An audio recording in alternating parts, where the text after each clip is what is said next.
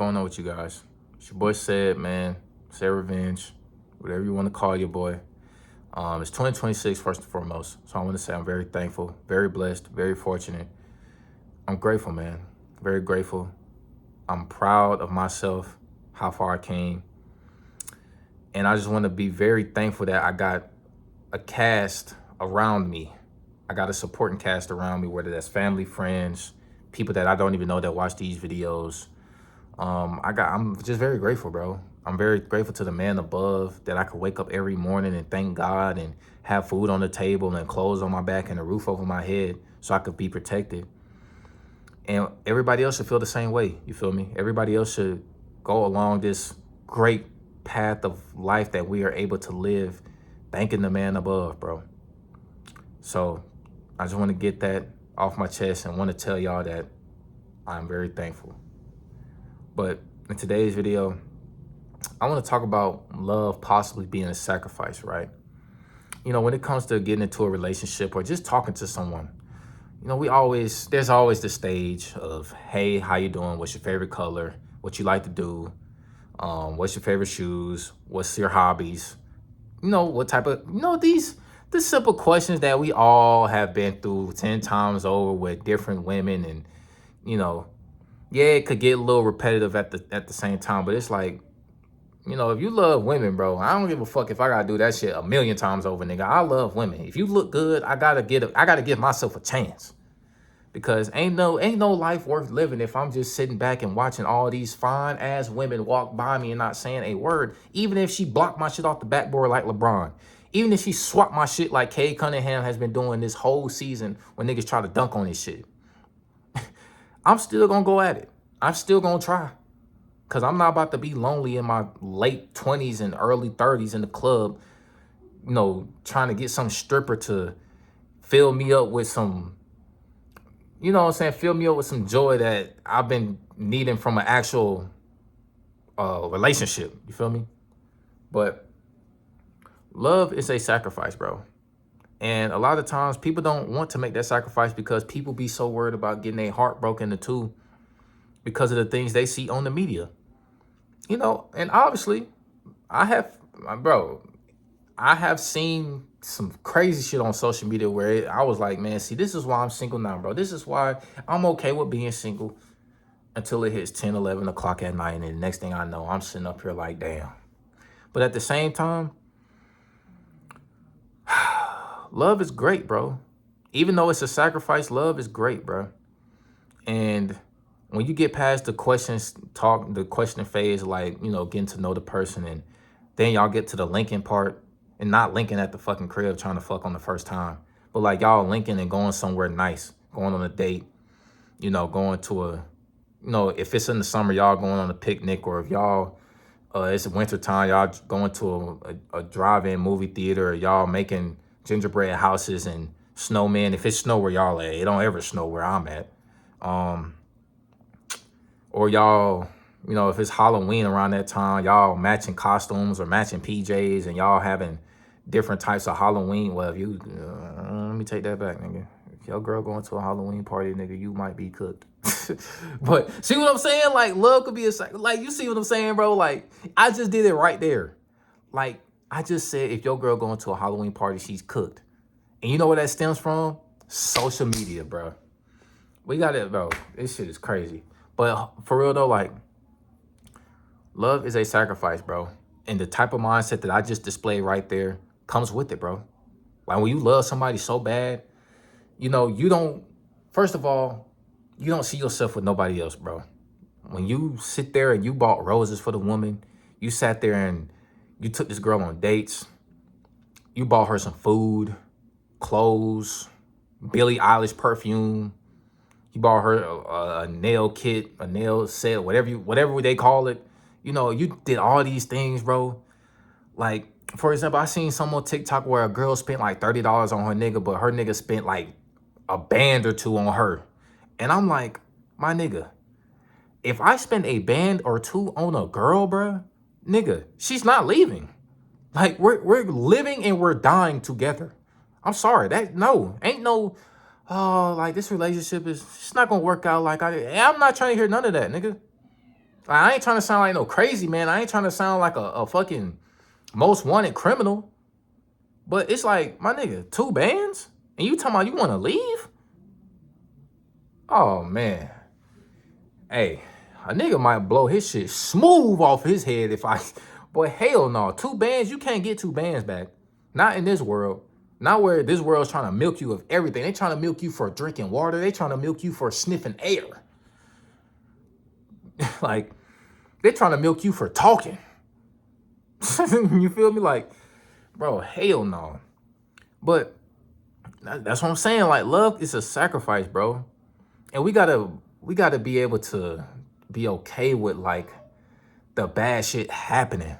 It ain't gotta be towards breaking up. It could be arguments. It could be constant, just small bickering at each other, like negative attitudes and days where you probably just like, man, this girl haven't gave me none since woe the way I'm bopping. Now it's May. You feel me? Like, this girl hasn't gave me none in 2 months.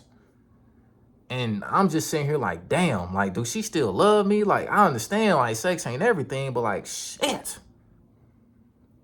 But then you see her getting ready, getting nice, going out with her friends, going to wherever they going to, and she talking about some, yeah, I'll be back late at night and all this shit. Man, hell no. You feel me? That's where all the negative thoughts start creeping in, and where you start thinking like, damn, did I really just do all this just to get cheated on with at the end? Like, damn, is this the finish line for me? Like, but as much negatives as it can be, there's also positives, bro. Like, when you love someone hard, bro, the other person sees it. The other person, really, if they really appreciate it, bro, they will stick with you when you're broke. They'll stick with you when you rich. They'll stick with you when you ain't got no car. They'll stick with you when you on your ass. You gotta live with that girl, and you gotta get a job to help get back on your feet, and this, that, and the third. Like, when love is so, like, when you loving a girl hard and she sees it and she understands that you're doing everything possible to keep each other like on the same equilibrium of joyness and happiness, bro, it's a beautiful thing, bro. Especially when y'all both make it to the point where y'all living like LeBron and Savannah. You feel me? You got Bronny, Bryce, and Zuri as kids, and Bronny in the league. Bryce is in Arizona. He redshirting. They calling him a scrub, but I mean, bro, he a freshman. My nigga, give him some chances. I don't know what Zuri doing. I mean, shit. I mean, I'm glad that LeBron and them ain't got her on the internet, because you see how cool these motherfuckers get. But I just want, when your love turn out to be something like that, which is like 1%, obviously, nigga, we ain't LeBron and we ain't Savannah, but just along those lines, it's a beautiful thing, bro. And I feel like a lot of times like I said, we don't look at it, like that, because we so addicted to the phones to the point where everything we see on social media is how we think. When we see somebody getting cheated on, like when we see, Kai Cenat break up with his girl, or she cheating on him and all that shit, or however it went down, I ain't really paying attention to all that. We'd be like, damn, if Kai Cenat got cheated on and his girl broke up with him, what makes you think my girl gonna be loyal? Nigga, what? Bro, first of all, I'm not gonna say I don't see where you coming from, because I can understand, like, a nigga got money, all types of shit. This nigga's damn near a billionaire, bro. This nigga got everything a nigga could dream of, and this nigga still can't keep a girl. Imagine the nigga that barely could get on his feet, a nigga barely making ends meet, nigga struggling to pay bills, nigga don't even got a whip, nigga don't even got his license, nigga still, like, you feel me? Like, nigga still on his ass. Nigga, she not bearing with that shit. You feel me? Like, I see it. I understand it. But, like, bro, that's their life. You feel me? That's their life, bro. That's not you. You're not Kai Cenat, obviously, and Kai Cenat isn't you, obviously. But at the same time, just because you not living like Larry, don't mean that your girl gonna cheat on you, bro. That don't mean that she just gonna sit there and be like, you know what? Fuck you.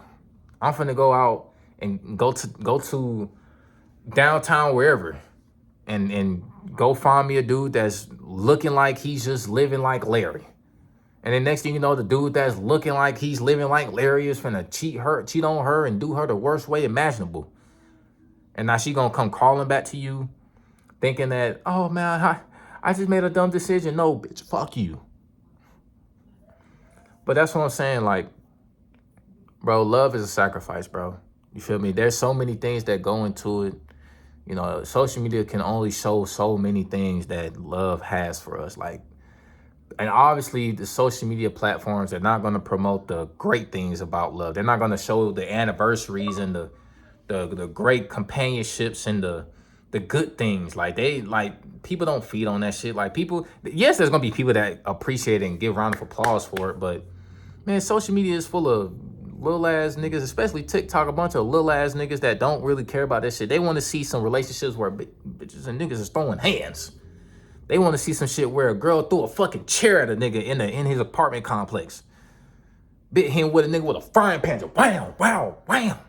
They want to see that shit. They don't want to see, oh, she's pregnant and they've been loving each other. They've been married for 5 years and they finally got a kid. And oh my God, he's going to be the next, he's going to be Project James and this, that, and the third. And they don't care about that shit. Unfortunately, they don't. Nigga, their brains ain't wired to care about stuff like that. Their brains is wired to see something so negative to the point where it's going to keep giving them that fuel to keep scrolling. So they want to see more negative shit. Oh yeah, what's next? What's next? What's next? What's next for these relationships? What else do I want to see that's so negative to the point where I can make a, like, no, bro. Like, come on, bro. You feel me? But hey, love is a sacrifice, bro.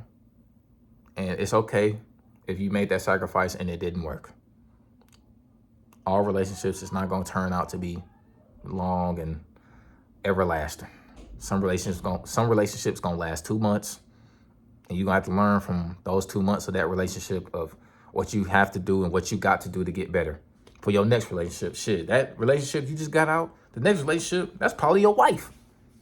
You feel me? So don't even trip, bro. But remember, love is a sacrifice, bro. If you're new to the channel, like, share, subscribe. Ooh, if y'all heard that, that's my stomach. Don't worry about it, though. I'm about to go handle business on the bathroom toilet. Yeah, I'll catch y'all on the next one, man. Peace.